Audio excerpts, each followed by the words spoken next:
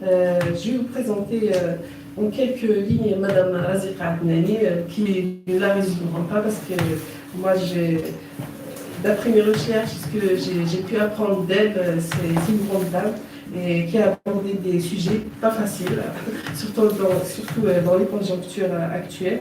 Donc, Madame Razika Adnani, philosophe, islamologue, vous étiez. Déjà, je vous laisse dire bonjour parce que j'ai zappé un peu. Donc, merci à vous d'être venus. Merci à vous pour votre invitation. Merci à vous tous pour votre présence. Et voilà, donc j'espère qu'on va passer un bon moment ensemble. Merci. Donc, je vais continuer votre présentation. Donc, vous êtes un philosophe islamologue. Vous avez exercé en tant qu'enseignant de philosophie et jusqu'en 2005, vous avez décidé de consacrer plus de temps à l'écriture et à la recherche.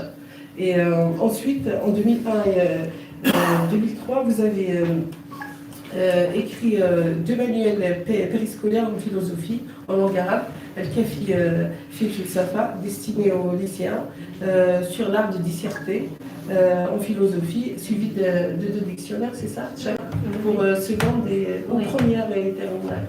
Oui, et terminale. D'accord. Parce que j'avais vu qu'ils ont écrit seconde, mais je me suis dit, en Algérie, je crois que la philosophie, c'est en seconde et terminale. En première et terminale. D'accord, merci pour cette précision. Donc en 2011, vous avez publié en langue arabe Le blocage de la raison dans la pensée musulmane. Est-il bénéfique ou maléfique à l'islam aux éditions Afrique Orient, Maroc. Donc partie là qui fut islami, يخدم l'islam أم يضربه. Voilà. يضربه. Non, يضر به. يضر به. D'accord, ok. Faut bien tchkil pour comprendre. Du coup, en 2013, vous avez aussi publié La nécessaire réconciliation aux éditions d'Aliman Algérie. Et c'est sur la question de la violence, de la relation à l'autre et à soi. Vous avez construit votre réflexion dans la perspective de savoir si une meilleure relation avec l'autre et un meilleur partage de l'espace sont possibles. Donc sur la relation qui existe entre l'image que nous avons de nous-mêmes et la violence faite à autrui. L'ouvrage est également publié en France en 2014 par Blischer. L'ouvrage est à sa deuxième édition depuis 2017. D'autres ouvrages, je les citerai peut-être à la fin. En 2014, vous étiez fondatrice, vous êtes à l'initiative des Journées internationales de philosophie d'Alger, dont vous êtes conseil actuellement ou Oui, cette année, on n'a pas pu les organiser avec D'accord. tout ce qui s'est passé, enfin ce qui se passe encore en Algérie, mais les journées de philosophie existent toujours. Tant mieux, merci pour l'initiative. Donc l'objectif est de donner à la philosophie sa place dans la société algérienne. De 2014 à 2016, donner des conférences à 2015 à 2017, vous avez contribué aux travaux du séminaire Laïcité et fondamentalisme, organisé par le Collège des Bernardins.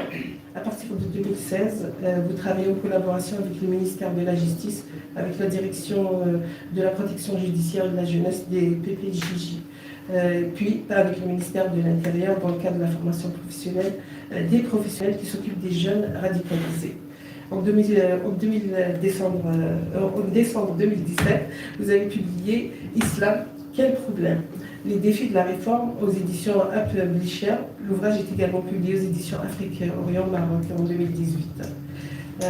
Alors, j'ai quelques citations, mais je ne vais pas m'attarder là-dessus.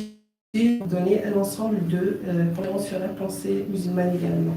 Vous êtes membre du Conseil d'orientation de la Fondation de l'Islam de France depuis 2017, membre du Conseil scientifique du Centre civique d'études du fait religieux, CCEFR, également membre de l'association EuroHENDN et du groupe d'analyse de J internationale en Méditerranée. Et en 2019 août, vous avez publié Laïcité et Islam, Mission impossible. Ouvrage, c'est un ouvrage d'entretien. Oui. Voilà. Et donc je vous laisse la parole pour traiter du sujet de la conférence d'aujourd'hui, qui est le principe de l'égalité. Quelle place l'Algérie lui accorde de terre?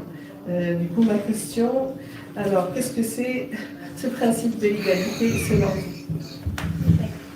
Et qu'est-ce qu'il signifie, je vous en prie. Pour le principe de l'égalité, je commencerai par expliquer ce que signifie le terme principe. Selon le dictionnaire Larousse, le principe est une manière type d'agir. Autrement dit, une règle de comportement. Comportement social, comportement culturel, comportement intellectuel. L'essentiel, que ce soit une règle de comportement d'un individu ou d'un ensemble d'individus. Par exemple, si on parle des principes de l'esprit scientifique, nous avons tous connu, nous avons tous abordé ce thème en terminale notamment, les principes de l'esprit scientifique. Les principes de l'esprit scientifique sont un ensemble de règles que la personne respecte afin qu'on puisse lui attribuer le qualificatif de scientifique et le travail, aussi son travail, et le résultat de son travail, qu'on puisse le qualifier de science. Sans ces règles de comportement intellectuel, on ne peut pas qualifier la personne de scientifique, ni son travail, les résultats de son travail de science. Donc il y a des principes à respecter. Et le principe, c'est aussi le fondement d'une théorie, d'un système donné. Le fondement, on dit chez nous l'SS. Donc le fondement, c'est ce qu'il y a au commencement d'un système ou d'une idée ou d'une théorie. Et nous connaissons aussi les principes des mathématiques. Les mathématiques se fondent sur un ensemble d'axiomes qui sont au commencement de cette science et on les appelle les principes. Donc le principe, c'est une règle de comportement, c'est ce qu'il y a aussi au commencement d'une idée, d'un système ou d'une théorie. On peut aussi dire que c'est ce qu'il y a au fond ou au commencement de notre comportement. Nous avons un comportement, chacun de nous a un comportement, et ce comportement se construit sur un ensemble de principes, un ensemble de règles. Donc un principe, c'est une règle de comportement, qu'il soit comportement social, comportement intellectuel, comportement culturel ou autre. L'égalité. L'égalité est une règle aussi. C'est une règle qui dit que l'être humain doit être traité de la même manière, quel que soit son sexe, la couleur de sa peau, son origine ou encore ses croyances religieuses ou non religieuses. Donc l'égalité est une règle qui dit qu'aucune personne ne peut avoir des privilèges garantis par la loi. C'est ça le principe, la règle de l'égalité. Maintenant, quand cette règle devient une règle de comportement, autrement dit, une personne prend cette règle d'égalité comme une règle de son comportement, on dit qu'il a l'égalité comme principe. Autrement dit, dans tout ce qu'il va faire ou il fera, il va se référer toujours au principe, à la règle de l'égalité. La loi, toute loi qui respecte toujours la règle de l'égalité, on dit que cette loi prend l'égalité comme principe, comme fondement, comme une règle sur laquelle elle se construit. L'égalité comme principe est le fondement de la justice. La justice dans sa conception moderne. C'est-à-dire la justice aujourd'hui ne peut pas se fondre sur le principe de l'inégalité. Elle se fonde sur le principe de l'égalité. Elle prend l'égalité comme principe. C'est la conception moderne de la justice. Pourquoi je dis que c'est la conception moderne? Car les anciens ne voyaient pas la justice comme nous la voyons nous aujourd'hui. Ils avaient ils avaient leur propre conception de la justice qui était fondée sur le principe de l'inégalité et non de l'égalité. Et c'est Tocqueville qui nous dit que la passion de l'égalité est un caractère de la démocratie moderne. Autrement dit, y compris la démocratie ancienne, elle n'était pas fondée sur le principe de l'égalité comme nous le connaissons aujourd'hui. Les philosophes de l'Antiquité, comme Platon, comme Aristote, eux aussi ne voyaient pas la justice. Pour eux, la justice n'était pas fondée sur le principe de l'égalité, mais sur le principe de l'inégalité. Pour Platon, par exemple, Aflaton, pour lui, vous connaissez Platon, vous savez qu'il a pensé, il a essayé d'imaginer la meilleure des cités dans son livre La République. Donc pour lui, la justice vraie, la justice authentique, la vraie justice, est celle qui se réalise dans la meilleure des cités. Quant à la meilleure des cités, pour Aflaton, c'est celle qui respecte la stricte hiérarchie entre les individus. Car pour Platon, il y a 3 classes sociales. Celle du peuple, qui est dominée ou représentée par le désir, elle est dominée par l'opinion, celle des guerriers, qui représente le courage, celle des philosophes, qui représente la tête, et la tête, elle représente le siège du savoir, le siège de la connaissance. Et pour Platon, chacune de ces classes doit avoir les droits selon ce qui lui revient naturellement. Donc les 3 classes sociales n'ont pas les mêmes droits selon Platon. Et pour lui, c'est cela la vraie justice. Et nous allons voir avec Aristote. Aristote, lui aussi, s'est intéressé à la question de l'égalité, de la justice, et il a parlé de ce qu'on appelle, de ce que lui a appelé la justice distributive, l'adala fi tawzi'. Et pour lui, cette justice distributive respecte la proportionnalité dans la distribution des biens, des honneurs et des récompenses. Donc les gens ne vont pas avoir les mêmes biens, les mêmes honneurs, les mêmes récompenses. Ils auront les honneurs, les biens, les récompenses selon leur classe sociale. Et selon leur classe sociale, donc les gens ne sont pas tous pareils. Ceux qui sont égaux auront des parts égales, et ceux qui ne sont pas égaux auront des parts qui ne sont pas égales. Donc pour lui, c'est strict, les personnes ne sont pas tous au même niveau. Nous allons parler d'Averroès, Ibn Rushd. Nous sommes au XIIe siècle. Ibn Rushd est mort en 1198. Donc Ibn Rushd, lui aussi, a cette conception de la justice qui est fondée sur le principe de l'inégalité. Pourquoi? Parce que Ibn Rushd, qui était très influencé par Platon, donc Ibn Rushd lui aussi s'est intéressé à la meilleure des cités, Al-Madina al-Adila. Donc lui, il voulait savoir comment pouvait être une cité juste.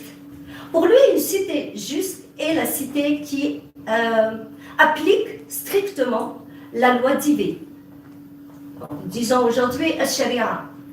Or, la loi divine est une loi qui est fondée sur l'inégalité entre les hommes et les femmes, entre les esclaves et les maîtres, entre les musulmans et les non-musulmans, entre les croyants et les non-croyants. Donc nous avons une inégalité, chaque classe sociale a ses propres droits qui ne sont pas comme ceux de l'autre classe. Donc Ibn Rushd, lui aussi, a une conception de l'égalité qui est l'ancienne conception, qui est fondée sur le principe de l'inégalité. Donc aujourd'hui, nous avons une autre conception de la justice qui est fondée sur le principe de l'égalité. Quand on parle du principe de l'égalité, cela ne veut pas dire, je répète, quand on dit que 2 personnes sont égales, ne veut pas dire qu'elles sont identiques. Donc le principe ou l'égalité n'est pas l'identité. Je tiens à le souligner, car j'ai souvent entendu les gens, quand on parle de l'égalité homme-femme, qui nous disent « mais les hommes et les femmes ne peuvent pas être égaux parce que les femmes ne peuvent pas être des hommes ». Mais rien ne dit que la femme doit être un homme pour être égale à l'homme, car l'égalité, c'est l'égalité devant la loi. Toutes les personnes gardent leur spécificité. Un homme égal à un autre homme, il ne devient pas l'autre homme. Il est ce qu'il est et l'autre est ce qu'il est. Ils sont égaux devant la loi. Je dis ils sont égaux devant la loi, mais chacun a ses spécificités. C'est exactement pareil pour l'homme et la femme. Donc l'homme a ses spécificités, la femme a ses spécificités, ils sont égaux devant la loi. On dit que deux personnes égales ne sont pas deux personnes identiques, car l'une ne peut pas remplacer l'autre. Contrairement à deux choses égales, elles sont identiques. Autrement dit, quand on dit que A est égal à B, A peut remplacer B.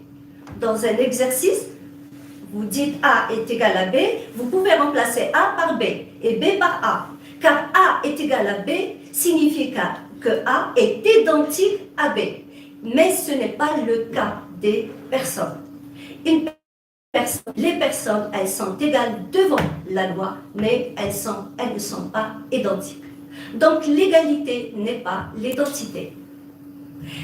Et je continue pour dire que la loi est la loi qui respecte l'égalité est celle qui considère que les individus sont tous égaux devant la loi. Mais cela ne veut pas dire que la loi nie les différences. La loi ne nie pas les différences. Dans une société, les travailleurs n'ont pas tous le même salaire. Donc la loi ne nie pas les différences. Mais quelle que soit la personne, quel que soit le travailleur, ils sont tous égaux devant la loi, c'est-à-dire quand ils vont au tribunal, c'est la même loi qui s'applique pour tous. C'est ça le principe de l'égalité. Donc c'est le respect des différences, mais ce sont des différences qui n'ont rien à voir avec le sexe, l'origine, la couleur de la peau, les croyances religieuses ou non religieuses. C'est cela le principe de l'égalité. Je dis principe quand le droit considère ou utilise cette égalité comme fondement, quand les personnes utilisent cette égalité comme règle de comportement. Merci beaucoup, Madame Adnani, pour ces précisions pertinentes, parce qu'il y a effectivement on confond l'égalité avec l'identité. Donc ça nous est clair. Moi-même, je fais cette confusion et du coup, je dis le principe de l'égalité, il est éphémère sous ma compréhension à moi. Du coup, pour revenir au thème de notre conférence, alors, quelle place l'Algérie consacre-t-elle à ce principe, justement, à cette règle de l'égalité? De l'égalité. Alors, pour cette question, rapidement, directement comme ça, je peux dire que l'Algérie accorde une place importante à l'égalité comme principe. Pourquoi je dis cela? Car dans toutes les constitutions algériennes de 1963, je parle au pluriel des constitutions algériennes parce que l'Algérie a eu plusieurs constitutions. Donc de celle de 1963 à celle de 1996, qui a connu plusieurs révisions, dont la dernière a eu lieu en 2016, toutes ces constitutions stipulent l'égalité comme principe. Je vais vous donner quelques articles de ces constitutions. Donc la Constitution de 1963, article 4, il dit « La République garantit à chacun le respect de ses opinions et de ses croyances et le libre exercice des cultes. » On est en 1963. Article 12, toujours de la Constitution de 1963, dit donc, l'article 12, il affirme que tous les citoyens des deux sexes ont les mêmes droits et les mêmes devoirs. Vous savez que la Constitution a été suspendue par Boumedienne de 1965 à 1976. Donc en 1976, il y a une nouvelle Constitution, l'article 39. L'article 39, je le lis, les libertés fondamentales et les droits de l'homme et du citoyen sont garantis. Tous les citoyens sont égaux en droit et en devoir. Toute discrimination fondée sur les préjugés de sexe, de race ou de métier est proscrite. L'État assure l'égalité de tous les citoyens. Je suis à l'article 41. Là, je suis à l'article 41 de la Constitution de 1976 toujours. Donc l'article 41, je le lis. L'État assure l'égalité de tous les citoyens en supprimant les obstacles d'ordre économique, social et culturel qui limitent au fait l'égalité entre les citoyens. Vous voyez que la Constitution algérienne donc souligne et rappelle et stipule le principe de l'égalité. La Constitution de 1989, l'article 28, les citoyens sont égaux devant la loi, donc c'est une égalité devant la loi, sans que puisse prévaloir aucune discrimination pour cause de naissance, de race, de sexe, d'opinion ou de toute autre condition ou circonstance personnelle ou sociale. Ce qui m'intéresse personnellement, et je voudrais le souligner, qu'à partir de 89, les articles ne soulignent pas le respect des différences de culte et de croyance. On parle d'opinion d'une manière générale. L'article 30 de la Constitution de 1989, l'article 30, donc je le lis, les institutions ont pour finalité d'assurer l'égalité en droits et devoirs de tous les citoyens et citoyennes en supprimant les obstacles qui entravent l'épanouissement de la personne humaine et empêchent la participation effective de tous à la vie politique, économique, sociale et culturelle. Je passe à la Constitution, donc la dernière, qui est donc la Constitution de 1996, qui a été révisée. Donc la dernière révision, 2016. Elle a eu lieu en 2016. Donc, article 32, il dit « Les citoyens sont égaux devant la loi, sans que puisse prévaloir aucune discrimination pour cause de naissance, de race, de sexe, d'opinion ou de toute autre condition ou circonstance personnelle ou sociale. » Article 34. Les institutions ont pour finalité d'assurer l'égalité en droit et devoir de tous les citoyens et citoyennes en supprimant les obstacles qui entravent l'épanouissement de la personne humaine et empêchent la participation effective de tous à la vie politique, économique, sociale et culturelle. J'ai tenu à lire ces articles car c'est très important de le savoir et dans les détails de chaque article. Et ce que nous déduisons, c'est que la Constitution algérienne stipule, les constitutions algériennes stipulent toutes que les citoyens et citoyennes sont égaux devant la loi. Donc, la Constitution reconnaît le principe de l'égalité. Pourquoi je dis principe? Car la Constitution elle-même est un ensemble de principes. C'est le sens de la Constitution. La Constitution est un ensemble de lois qui représentent les fondements, donc les principes du droit et du comportement, si je peux dire, de l'État et des institutions de l'État. Donc tous les décrets, toutes les lois, tous les traités qui seront signés par l'État doivent respecter les règles qui existent dans la Constitution. Donc la Constitution représente les principes du droit dans notre pays, comme nous l'avons vu. Or, c'est là où il y a un problème, c'est que la Constitution considère l'égalité comme principe, puisqu'il existe dans la Constitution, donc c'est un principe, mais le droit algérien ne respecte pas ce principe de l'égalité.